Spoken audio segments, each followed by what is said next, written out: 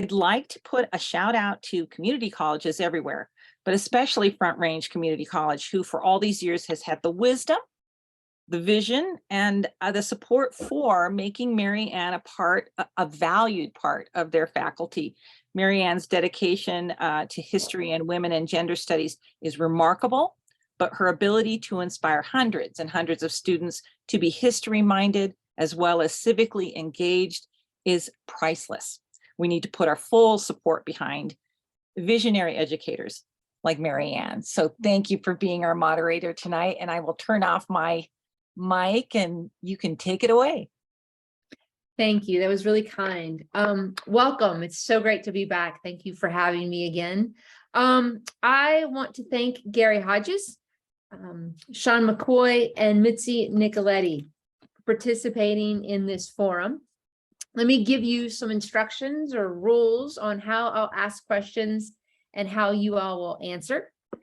Each candidate is going to have 3 minutes for their opening remarks. Then we'll have a series of questions on various topics. Some questions are going to allow for 1 minute answers. And some questions are going to be a really simple yes or no, only yes or no. I'll make this timing clear to each of you before I ask the question. We're going to use alphabetical order by last name to start, and then we'll rotate through speakers for each of the following questions. After we've gone through all the questions, each candidate is going to get 3 minutes for your closing remarks, and you can use that time in whatever manner you wish. Please answer all the questions I ask you tonight by telling us what you would do if you were elected, your ideas for solutions. So what you would do if elected and your ideas for solutions to issues mentioned in the questions. Ingrid, once again, yay, Ingrid is going to be our trusty timekeeper during the forum. She's going to tell you 15 seconds remaining when you have 15 seconds remaining of your speaking time. And she'll also say time's up, folks, at the end of the 3 minutes or the 1 minute speaking time.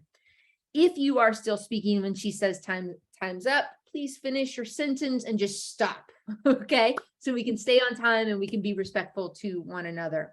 And finally, I don't think I need to say this, but I'm going to say it anyway. Let's just be kind. Let's just be nice to each other. Let's be kind. And most importantly, let's just have fun tonight and talk about some really important issues that Longmont is facing. So that being said, let's start with opening remarks. Each of you will get 3 minutes and answer the following in 3 minutes. Why are you running for city council? And what is the most pressing issue in Longmont that the city council must address in the coming year? We'll start tonight with Gary Hodges, Sean McCoy, and then Mitzi Nicoletti. Gary, you're up first. Hi, thank you, Marianne. My name's Gary Hodges. I've lived in Longmont for 25 years, married to my wife, Lisa, for 28. We have 2 grown children. Our daughter is a public school teacher in St. Vrain School District. She's actually in Longmont. Her husband teaches in public schools in Longmont as well, and they both live in Longmont. Our son is currently at CSU studying mechanical engineering. So, been in Longmont for 25 years. I've worked with the University of Colorado Boulder and the National Oceanic Atmospheric Administration for those 25 years. My current job title is Senior Associate Scientist. I work under the umbrella of atmospheric science. And under that umbrella, I'm an expert at surface radiation budget measurement. So think of the energy from the sun and the atmosphere that's available for heating or cooling the surface of the earth. So that's a brief bio for me. I got into this, well, I originally served 7 years on Longmont's Transportation Advisory Board. And that gave me a little taste of city governance and sparked my interest in running for city council. I've been wanting to do it for a while. The timing around it this time around was good, so I got in. I've got a lot of respect and admiration for the original Chicago colony that came down here. And if I'm fortunate enough to be elected to this seat, it's going to be a real honor to follow in their footsteps and work on problems and issues facing our good city Longmont. The number one issue, in my opinion, and really I think it's without question, is unchecked vagrancy throughout our city. It was somewhat of an issue for me when I got into it. I've been talking to businesses up and down Main Street and other areas of the city. It's really shocking what they're dealing with. It is so far worse than anything I ever even imagined. The theft that's happening, fentanyl being used in public restrooms, multiple public restrooms. It's really just incredible. Knocking on doors, residents are concerned about this. I met a woman doesn't have a car that has to walk to the grocery store. She's had multiple frightening face-to-face encounters with people she suspects are high on methamphetamine. And it's a problem. It's a real problem. I don't see it being addressed well. And I think some hard decisions need to be made. Right now, everybody's losers. Our businesses are losers. Our 15 citizens are seconds. losers. Even the transients are losers. And I'd love to be a part of creating some winners at this time around. Thank you. Thanks, Gary. Sean? All right. Thank you, Longmont area Democrats, for hosting this forum tonight. Hi, I'm Sean McCoy. I've lived in Longmont 57 years, and I'm a native Longmonter, as is my wife, my daughters, Claire and Molly, and I'm also a lifelong registered Democrat. I hold a degree in political science and a master's in education. I teach U.S. government for Boulder Valley School Districts at Monarch High School. I've served on the Housing and Human Services Commission, the Planning and Zoning Commission, the Longmont Standards, Police Standards Board, the Boulder County Open Space, prior to serving on Longmont City Council from 2007 to 2011. While on council, I served on 8 other boards and commissions and received a bronze level certificate for community leadership from the National League of Cities. After my council term, I continued to serve on boards and commissions and educated myself, like participating in the Working Families training and subgroup of the Democratic Party, where I learned more about how I could be more supportive to the minorities and women's causes as a local leader. I am running for the Longmont City Council because I believe, with all of my dedicated leadership and real experience, that I'm the most qualified candidate for this at-large seat, and that I can be a positive force for good in the community that I love. I have a time-proven track record of experience and expertise to help lead Longmont, and I believe that one of the most pressing issues is safety, whether it is community safety or pedestrian, cyclist safety or traffic safety, followed by workforce housing and the issues around the unhoused.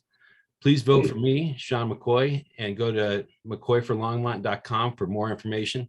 I want to remind people that I'm not running against anyone here, but for Longmont. Thank you. Sean and Mitzi.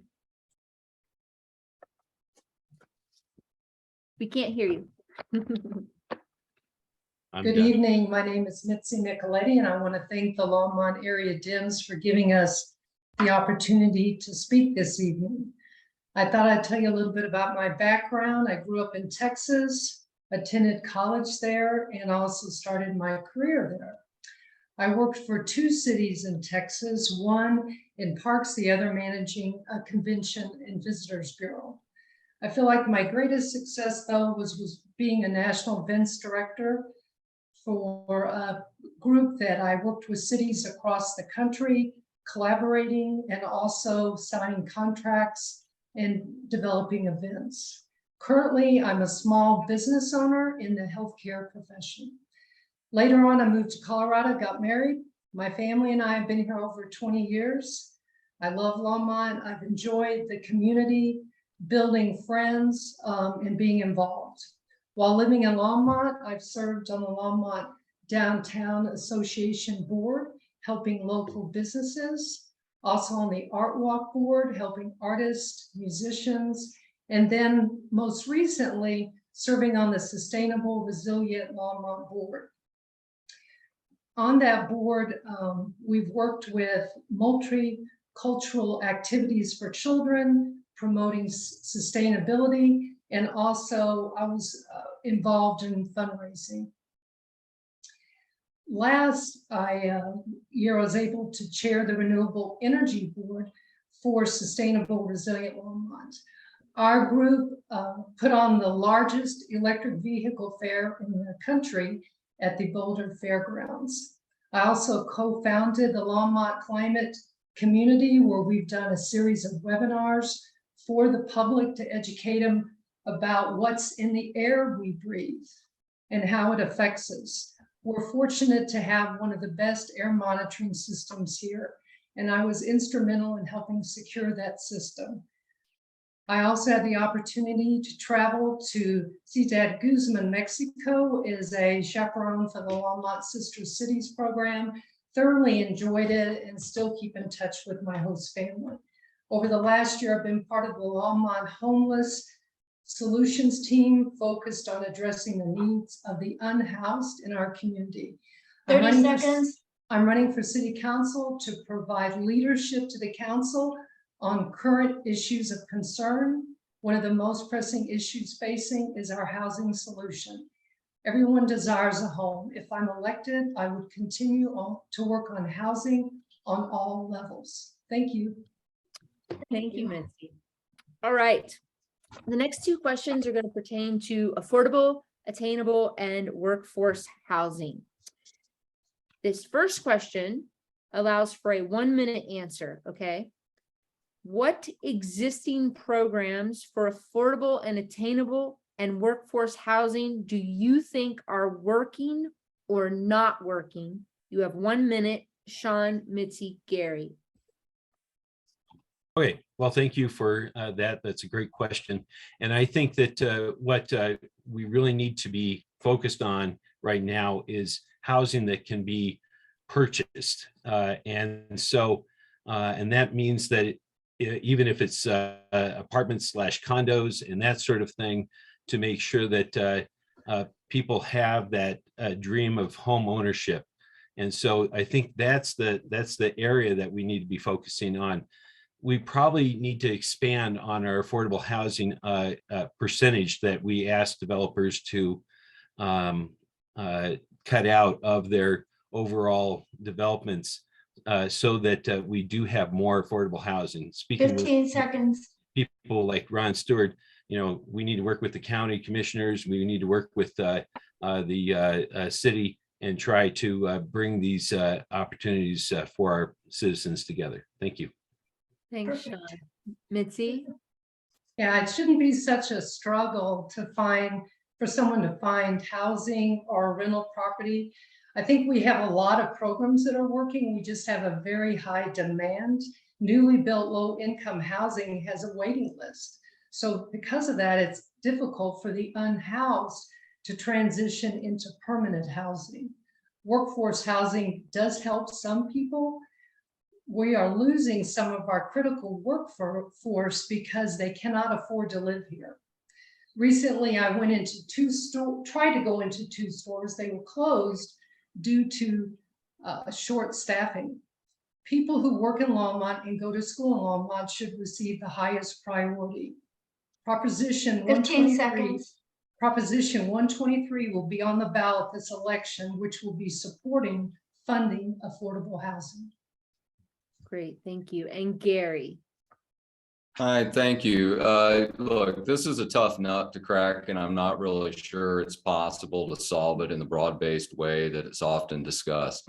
The fundamental issue here is Longmont doesn't exist in a bubble. If we can just wave a magic wand and somehow reduce housing or create housing or what have you, there are people that are looking for places to live in surrounding communities. They would just dive into Longmont, scoop up all the available, all the cheap housing, and that's where it would be, and we'd be right back where we started from.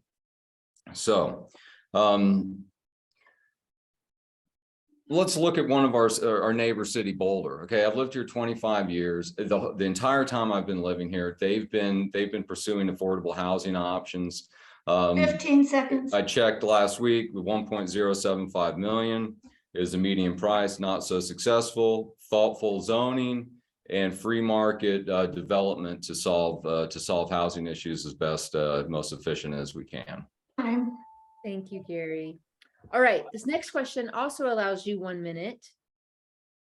talk to me about your new solutions would you propose if elected? New solutions, Mitzi, Gary, and Sean.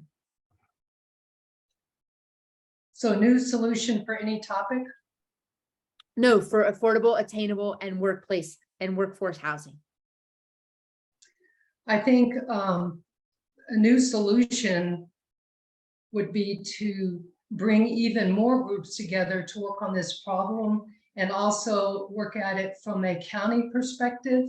I know there's a lot going on at the county level, but also bringing the community into the conversation, including people to also help with solutions.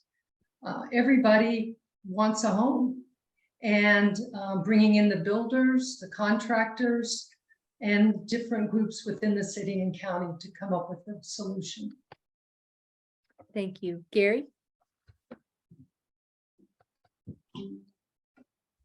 Thank you. Okay, so I'm not sure there is a good solution. Like I said in that opening statement. So look, there's not an omniscient top-down zookeeper tucking the marsupials over here and the penguins in this corner until we get everybody sitting in a place and everybody's happy.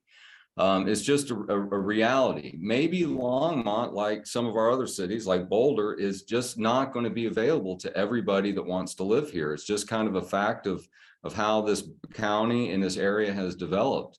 So again, if we set aside percentages of apartments or whatever for low income, it does not eliminate a burden. It just shifts that burden to the next economic group of people who are above that line.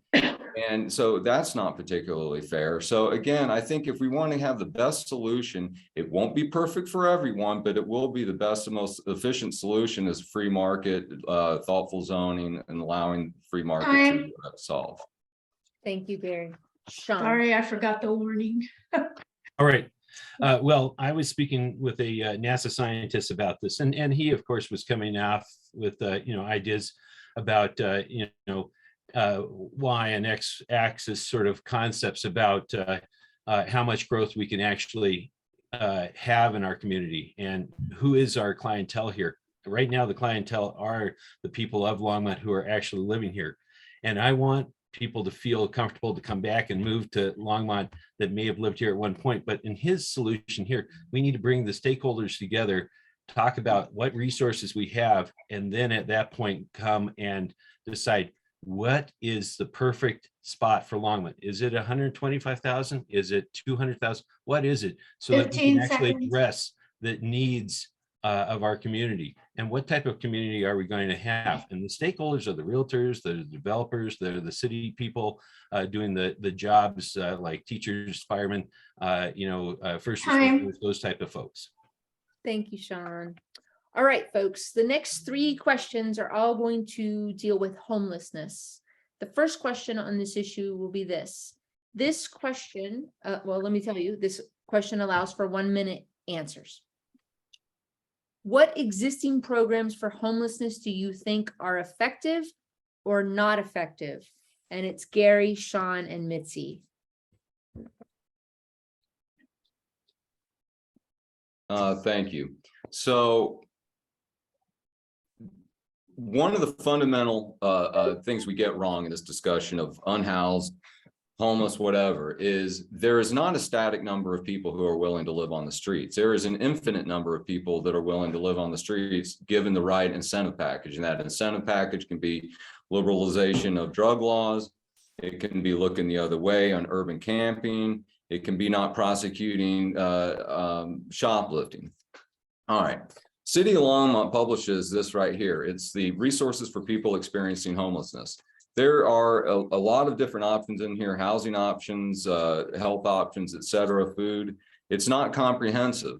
There's actually more in that than exists. Now, good people can argue one way or the other. We need more or we need less. But I think what we're doing right now is sufficient. Thank you, Gary. Sean? Can you repeat the question one more time, please? Sure. What existing programs for homelessness do you think are effective or not effective? Okay, well, I think the homeless outreach providing encouragement Hope is a wonderful program. And when I was on the Housing and Human Services Commission, we supported their development and their growth in our community. I think they've done a wonderful job. I think we have to remember that, we do not want to demonize anybody who is falling under difficult times. Those are veterans. These are folks that are people that maybe have alcohol and other addiction problems, as well as mental illness, and we have to treat them humanely and try to work with them. And I think that's what Hope really does. Thank you. Thanks, Gary. Thanks, Sean. Sean. I caught myself. Mitzi. Thank you. We actually have visibly about 150 unhoused people on the streets, but the total's more like 300. I think the services that work have been the Our Center, Hope, the in-between. Things that work is mental health services, sheltering. I also believe walking and talking to people. About 50% of the homeless are youth. And we've got a lot of outreach that's going on, but all these are critical, especially in the winter when temperatures drop. Shelter is critical to provide for the people that are unhoused. Thanks, Mitzi. All right, the next question allows for a 1-minute response. What new solutions for homelessness would you propose if elected? New solutions for homelessness, Sean, Mitzi, Gary. Okay, so I propose a couple of different things. One is to help know who and where people are and move them out of our residential areas as far as we can, is to look at Hover and Nelson and cooperatively work with the city of Boulder, like we did with the North Boulder shelter, and build a shelter at where the old Walmart is. Then I think we also need to, this would also help support people that are in public health and mental health area of work, but also do scan drives to help digitize information that could be held in the cloud, because a lot of homeless people 15 lose seconds. their some of their important documents, and it's very, very difficult for them to get them back. And so as a community, we can do things like that to help them, so that if things get thrown away, they can replace them and have Perfect. the information for that. Thank you, Sean. Mitzi. Yes, I think one of the things I would change is the transition from temporary housing to permanent housing. I've actually been working on a team that we've been working on a solution for the unhoused to provide temporary housing, 24/7 services, and then transitioning to permanent housing. Part of the problem is there's not enough affordable housing to transition into. Also, the unhoused that do receive vouchers, when they receive the vouchers, a lot of times there's no place for them to take the vouchers to use them. And to get a voucher usually takes 2 to 3 months to get the voucher. And then once you get it, if you 15 don't have a seconds. place to go to, there's kind of a breakdown in the system. Thank you. Thank you, Mitzi. Gary. Okay, again, there is not a static number of people living on the streets. There's an infinite number of people willing to do so. If we keep expanding the incentive package to do so, all we will do is attract more people to do it. You don't have to believe me. Look at Denver's road 10 years to end homeless. It started 12 years ago. It's worse than ever.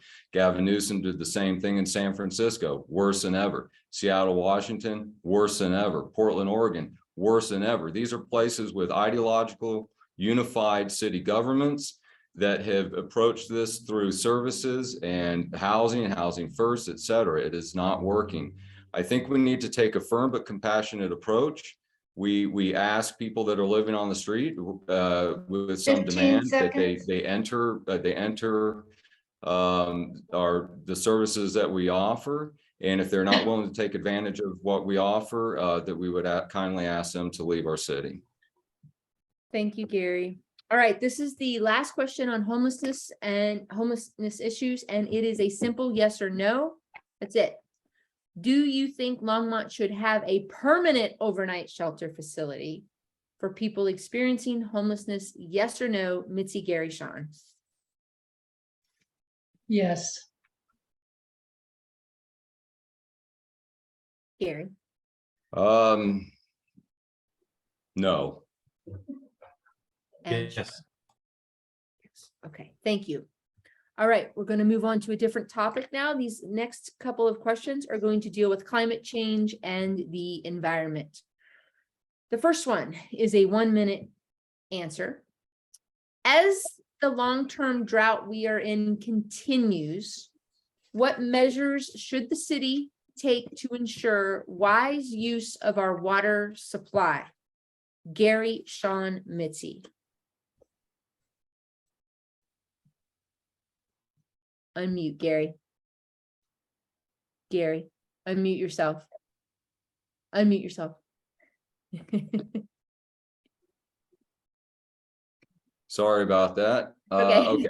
We don't have a water problem to the extent that we're out of water or low on water. We have a water market problem. So if we just solve this through graduated usage rates, which we have now, and we could maybe expand on that or make them more punitive as water usage increases. So if you want a really green yard, you're going to pay. I think it's nice. I like the way we have it now, where the first 10,000 gallons are relatively inexpensive. If you live in an apartment or you have a zero-scape lawn, that's great. You're not going to pay that much for water. As you start using more water through 15 swamp seconds. coolers or irrigating, you're going to pay more. And so the way to resolve the water issue is to just do it through a market-based approach and pay more for the more you use Time. in progressive ways. Thank you, Gary. Sean? When I was on council before, we established that original tiered system of if you start using this much and that much, and you started, you would get charged more. And I think that worked for a while there. But when you try to solve our developmental problems for housing in a way where we say if you build it, they will come, and kind of a knee-jerk response, then you end up having to use more water, even if we are building more apartments, which probably have less, green lawns and things like that around them. But I think what we really need to do is be really conscious of what we're building and developing, and also be 15 aware of seconds. who our clientele is. Our clientele right now is Longmont, and we have to make sure that people, when they bring development in, bring in water, not just pay to pay for those water rights that they Time. have. Thank you, Sean. And Mitzi? I know the city of Longmont rolled out the turf removal program, where if you remove 200 square feet of your yard, you get paid $750 to utilize, whether paying staff or materials. They actually have a waiting list on that. So I think encouraging people for xeriscape, drought resistant plants, using gray water when it's possible. And also I think it's important to figure out what the true build out is for the city of Longmont based on natural resource management, because we've got water going into a lot of areas. And actually in Boulder County, 70% of our water is used for 15 agriculture. Seconds. I don't know how much of our water is used for fracking, but just getting a better handle on as we grow water resource management and what is the tipping point. Time. Thank you, Mitzi. All right, these next two questions on climate change and the environment are a simple yes/no response. Your first one: cities on the front line of climate change. Cities are on the front line of climate change impacts. Do you believe that cities should invest in technology and infrastructure to mitigate future effects? Yes or no? Sean, Mitzi, Gary. I teach at Monarch High School. Yes. Mitzi. Thanks, Sean. Absolutely, yes. and Gary. Sure. None of you just said yes or no. You had to make it your Yes. own unique thing. Great, awesome. And then the second question, again, yes or no, or your preferred version of that. Do you believe cities should make changes to building codes to mitigate future effects? Mitzi, Gary, Sean. Yes. No. Absolutely, yes. All right, thank you.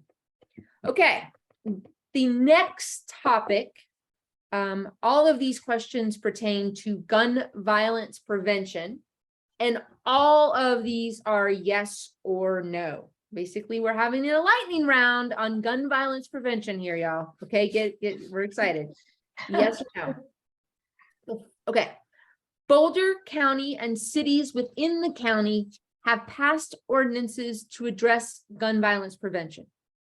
Longmont has yet to take action. Respond yes or no whether you would support each of the following measures. The first one is this. Would you support an ordinance prohibiting the carrying of firearms in sensitive public places? Gary, Sean, Mitzi. No. Yes. Yes. The next question, would you support an ordinance prohibiting the purchase of firearms by anyone under the age of 21? Sean, Mitzi, Gary. Yes. Yes. No. The next question, would you support an ordinance prohibiting the sale and purchase of military-style assault weapons, firearm magazines with a capacity of more than 10 rounds, and rapid fire trigger activators? Mitzi, Gary, Sean. Yes. No. I'm a high school teacher. Yes. Next, would you support an ordinance requiring a 10-day waiting period for the sale, prior to the sale? Would you support an ordinance requiring a 10-day waiting period prior to the sale of firearms? Gary, Sean, Mitzi. No. Yes. Yes. All right, and the final question concerning gun violence prevention. Would you support an ordinance to ban all guns without serial numbers and ban possession of gun components designed to be used in assembling unserialized guns? Sean, Mitzi, Gary. Yes. Yes. No. All right, thank you all. Now we're moving on to a question regarding our local economy. And this also is a yes or no question.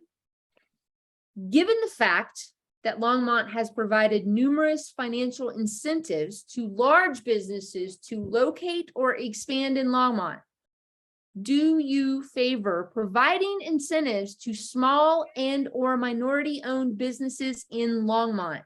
The speaking order, Mitzi, Gary, Sean. Can you please repeat that? Of course. Given the fact that Longmont has provided numerous financial incentives to large businesses to locate or expand in Longmont, do you favor providing incentives to small and or minority-owned businesses in Longmont? Mitzi, Gary, Sean. So that's a yes or no? Yes, ma'am. Yes, definitely. Thank you. Gary Yes. and Sean. Yes. Thank you. Okay, now we're moving on to the topic of behavioral health and substance use disorder crises. This question pertains to Longmont's response to behavioral health and substance use disorder crises that affect Longmont and pretty much every other community in the country. There's one question on this, and it allows for a 1-minute response. The Crisis Outreach Response and Engagement Program, or CORE program, allows a behavioral health care professional to respond to 911 calls along with the police. Do you favor more funding in the city budget for this type of co-responder program? Why or why not? Gary, Sean, and Mitzi. That seems fine to me. I don't have a problem with that. And if more money was spent on that, I accept that. I have a sister that's paranoid schizophrenic. She lives in a completely alternate universe than the rest of us.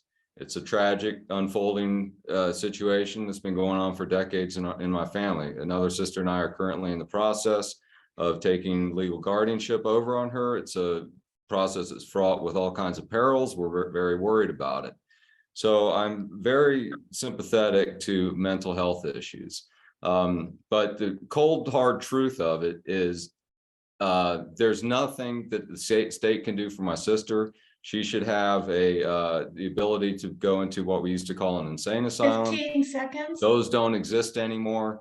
So it's sad, but there's really nothing for someone like my sister out there on nothing a city size Longmont can do.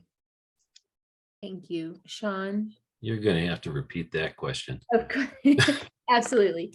So the Crisis Outreach Response and Engagement Program, Crisis Response and Engagement Program, CORE, allows a behavioral health care professional to respond to 911 calls along with the police.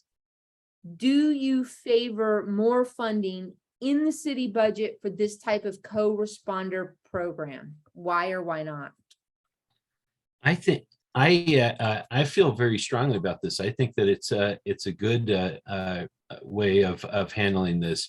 I think that it stops criminalizing people that are really suffering from mental illness, substance abuse, and really tries to work at the core root of how to help them.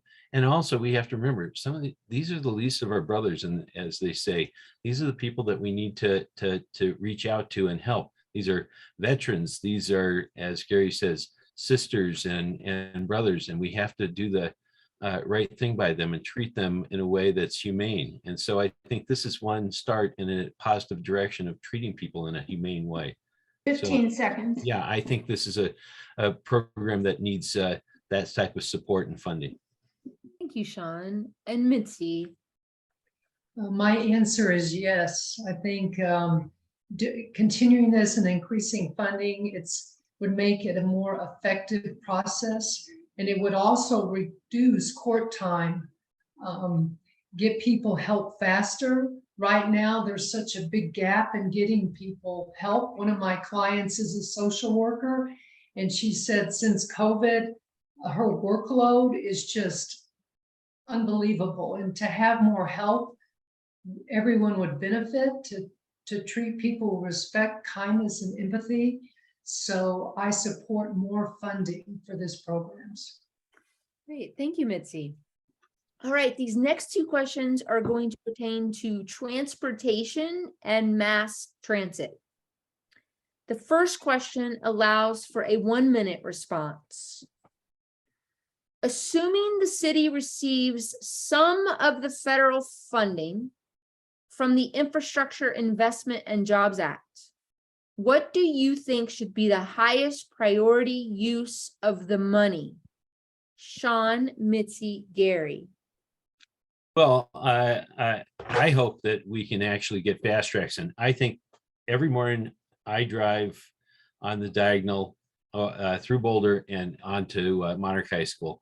And I will tell you that I think that getting a fast track from Longmont to Boulder and then Boulder to Denver is going to be one of the most positive things environmentally and sustainable that we can do in our community. So I absolutely support doing as much as we possibly can that way. Heck, I'll even come up with an idea right off the top of my head, and that is putting in a tram system, gondolas and stuff like that. If we can't get a fast track light rail in, let's do something, because what we're seeing now is just heavy pollution with cars, with one passenger going, one direction at one part of the day and the other direction Time. later in the day. Thank you.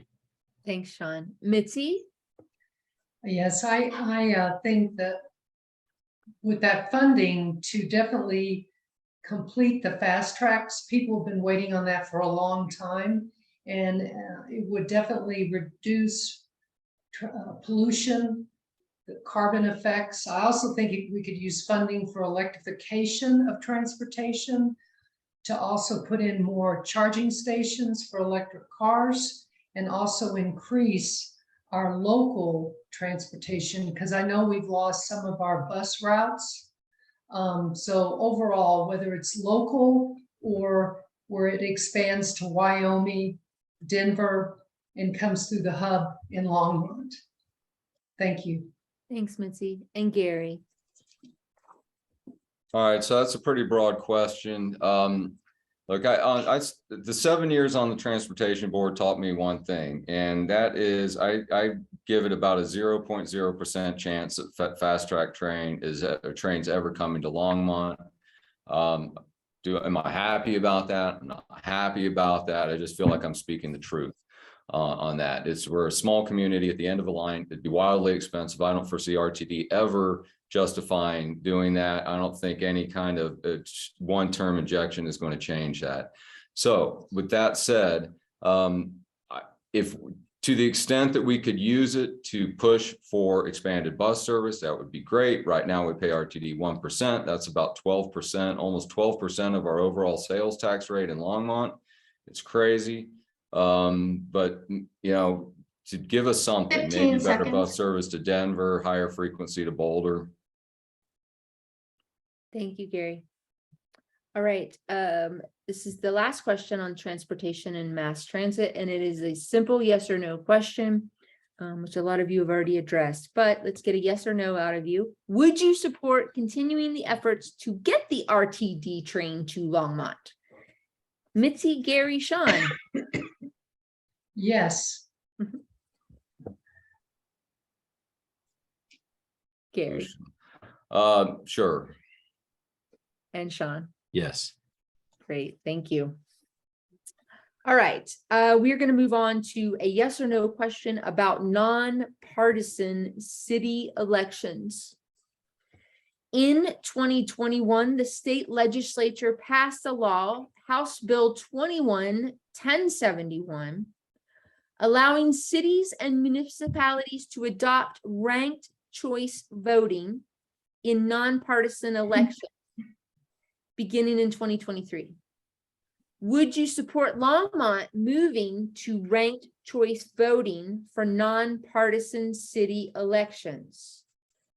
Gary, Sean, and Mitzi. I'm sorry, is this a one answer? Yes, no? Yes or no? Yes. No. Yes. Yes. All right. This question concerns one of my favorite things about Longmont, the library. Oh, I shouldn't have said that. But anyway, the library. Who doesn't love a library? Do you, and it's 1 minute, you get 1 minute to talk about your library. Do you think the library is adequately funded in the city's budget? Why or why not? It's Sean, it's Mitzi, and then it's Gary. It probably isn't. With all the expensive media and software that libraries have to have now, that it probably is woefully inadequate. And we need to probably support that. I think libraries are thought in so many people's heads that it's just books and that sort of thing, but it's really so much more anymore. And there's so many backups and electronically, digital aspects of a library that that the expense is just mounting every year. And so, and to keep that safe so that it's not 15 seconds. a avenue for hackers, you're going to have to spend some money to make sure that it's adequately protected, because you got a lot of people coming in trying to use the library, and you want to protect their privacy and their information. Time. Thanks, Sean. Mitzi? I do believe the library system is underfunded. The Longmont Library, as we know, is very important to our community. Recently, I was visiting with some of the library staff, and they expressed it would be very helpful to expand with 1 or 2 more branch libraries, and being critical that the libraries are near schools. Also, it would give the ability to have more space. Right now, there's not enough room to add additional staff. They're operating under tight headquarters, and also it would provide more resources and room for community meetings and organizations. I know the city of Longmont just got their second half 15 of the seconds. feasibility study back. So I'm assuming the results of that study will be shared with the community soon. Thank you, Mitzi. Thank you. And Gary. All right, yeah, I love the library. I took my children there growing up all the time. A lot of fun. The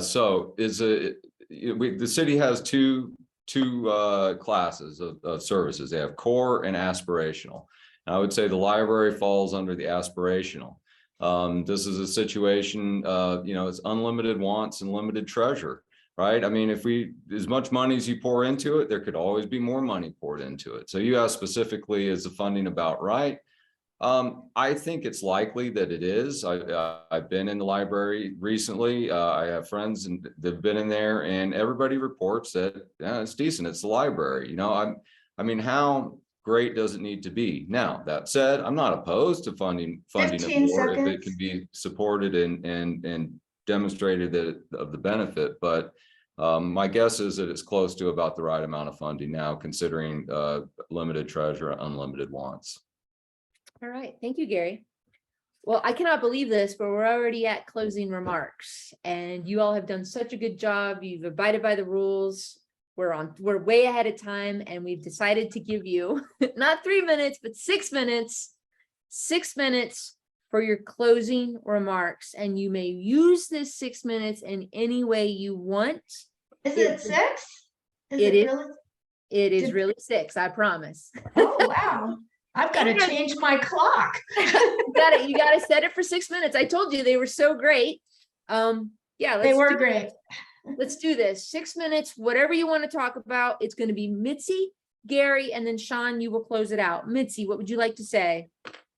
Well, I probably won't use up the whole 6 minutes, but in closing, if elected to the Longmont City Council, I would bring a variety of skills to the council that I think I've accumulated during my lifetime and career. The ability to bring people together from various backgrounds to work together on projects, which I think is a critical asset.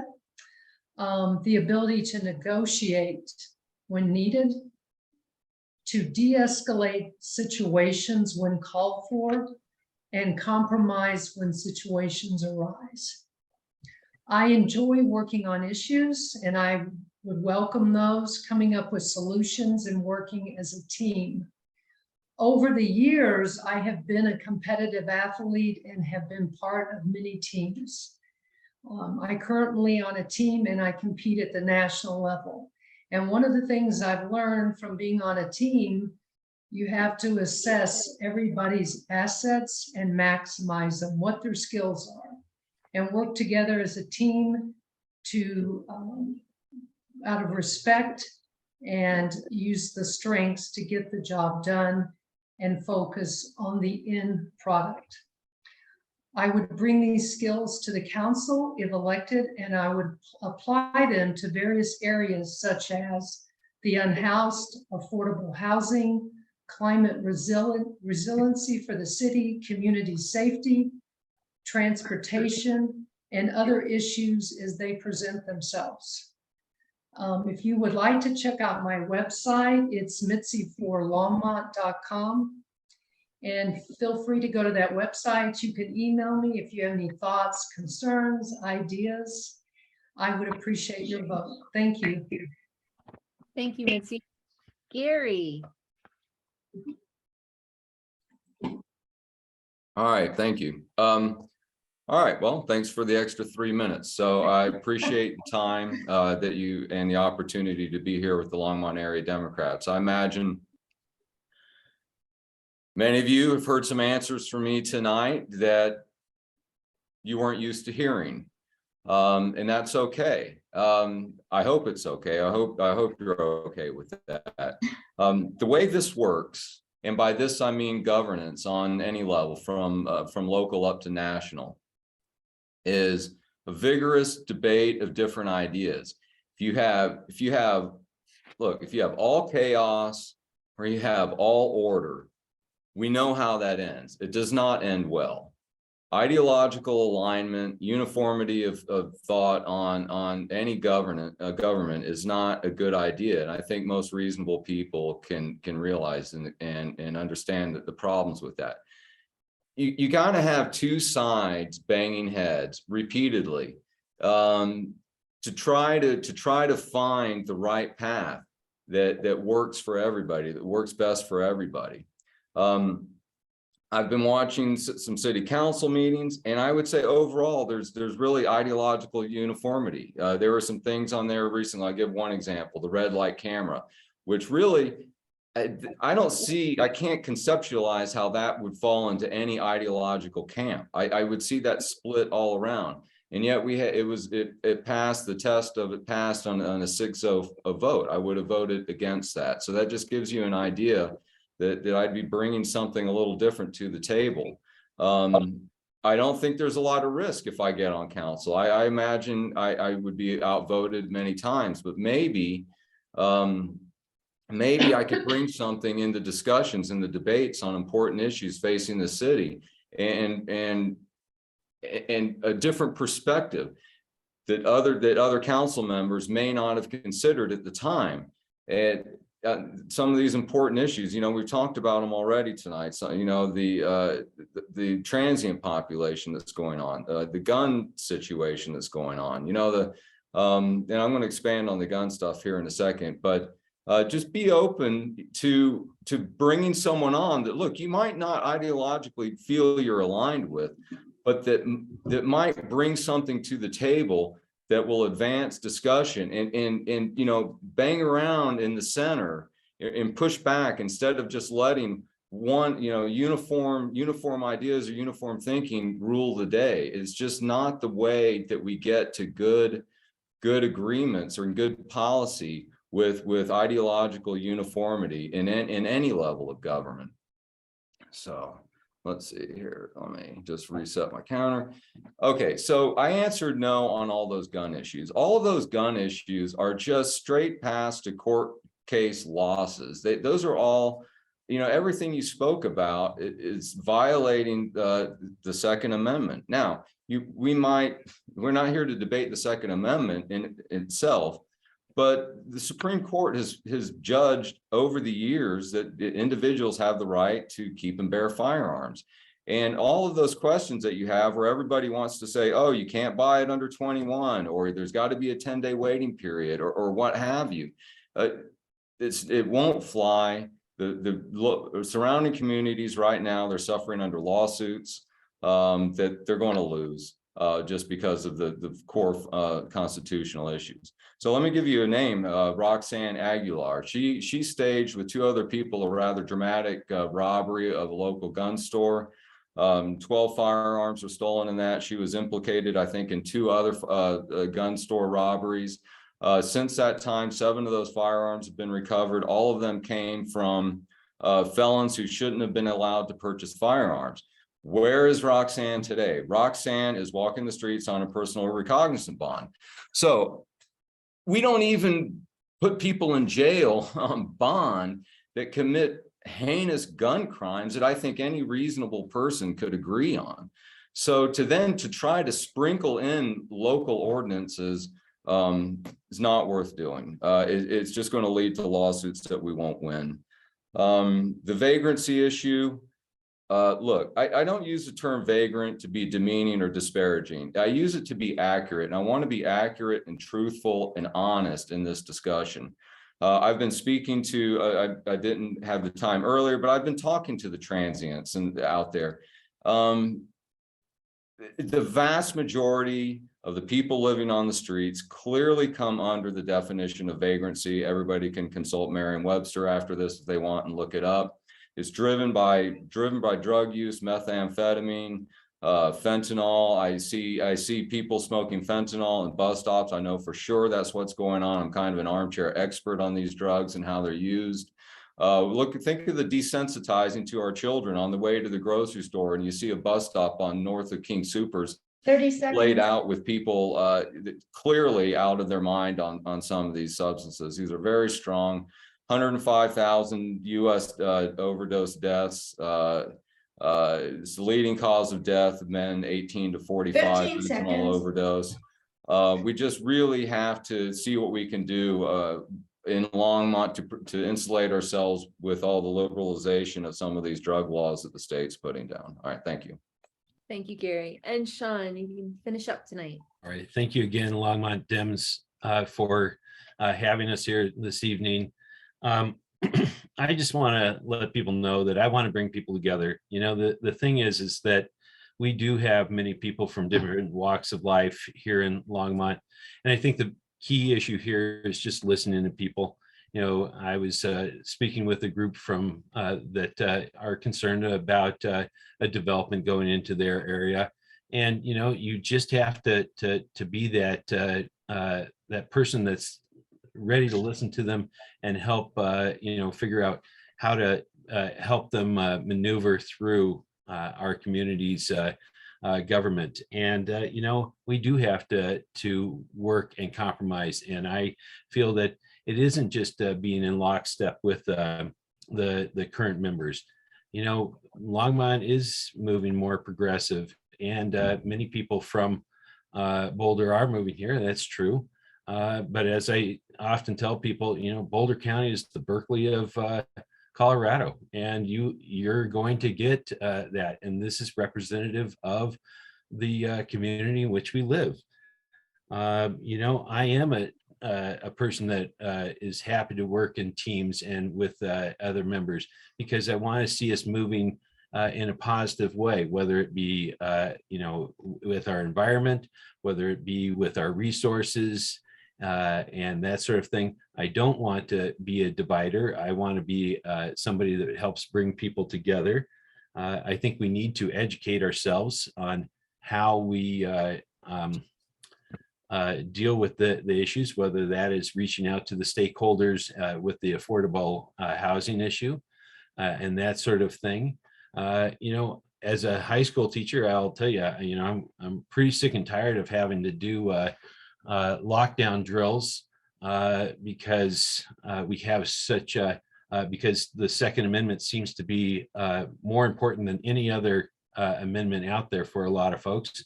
And that's why I'm also the sponsor for Students Demand Action, part of the March for Our Lives movement. And so, you know, I have to think that, you know, as an adult, I have never felt the need, nor have I ever gone and strapped on a gun to go get milk, eggs, and bread.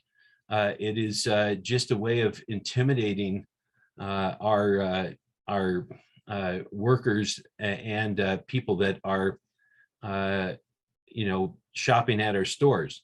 And it's intentional. And I think that is getting old.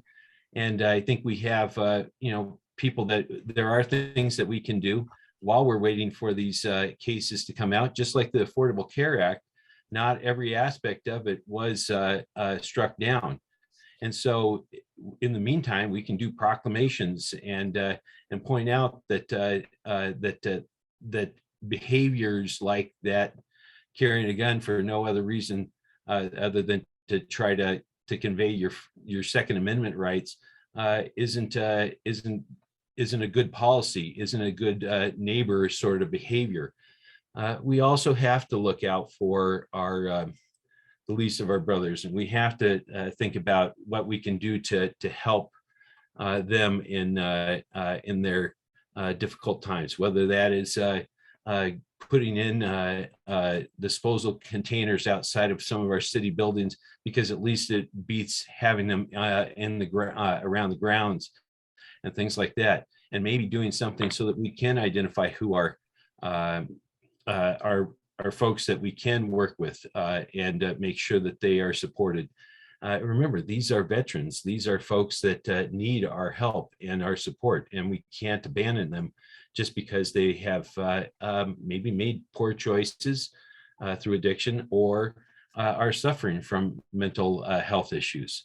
And so I want to go back to the fact that, as I close here, that, I have served on multiple boards and commissions and on council, and I have the time now. I'm dedicated to it. My children are growing. And I want to make sure that, Longmont's a great place to raise your kids and a safe place to raise your families, and that you can walk down the street and you can cross the street, and that is done safely. So in closing, I just want to ask you for your vote, ask you for your business there, and that is to vote for me on November 8th.